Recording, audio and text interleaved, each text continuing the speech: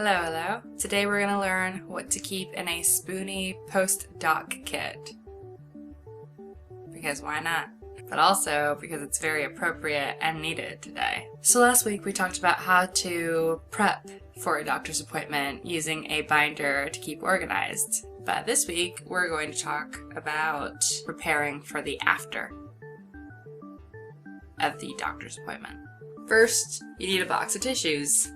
Because I don't even know what to call it, but doctor's appointments can be very triggering for me, particularly as an abuse survivor with all the gaslighting that happens, as well as the physical touch of my body.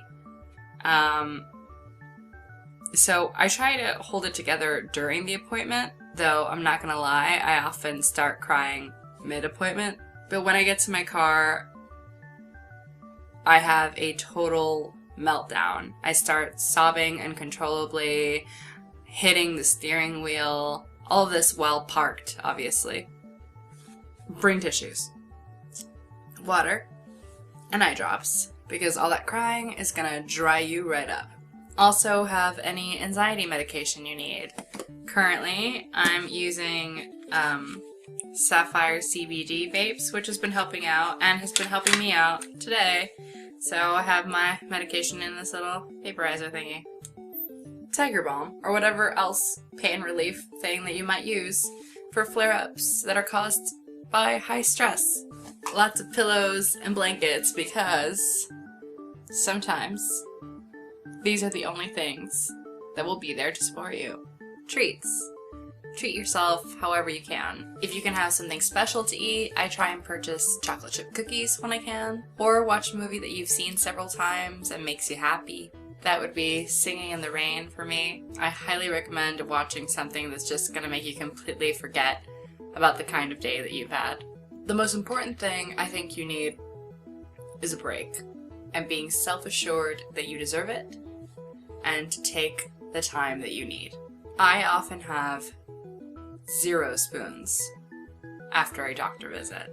As a chronically ill and a mentally ill person, particularly one in search of a diagnosis for chronic pain, there is so much dismissal, gaslighting, making you question your relationship with your body, doctors in disbelief about the amount of pain that you're in, doctors willing to toss you aside as quickly as possible because they are too proud and too frustrated to deal with someone when they don't have any clear answers as to what to do.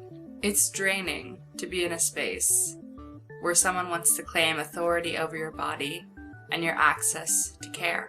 These days leave me hanging on a thread. So if my homework is to call and make an appointment with another doctor, it is such a stretch to try and do that. Honestly, what I do is cry for a few hours and I take a nap. I feel guilty sometimes that that's all I'm capable of doing on those days, but I have to assure myself that it's okay. I need to focus on my self-care and recovery from my meltdown, and I will have tomorrow. I have to just do what I can. My spoonie experience with the doctor is probably and hopefully not universal. However, when I shared my experience on my Tumblr blog, there were quite a few people who have had similar experiences with the doctor. However, this is what would be in my kit, and I would love it if you shared with me what would be in your kit. Thanks for joining me today. I will see you eventually.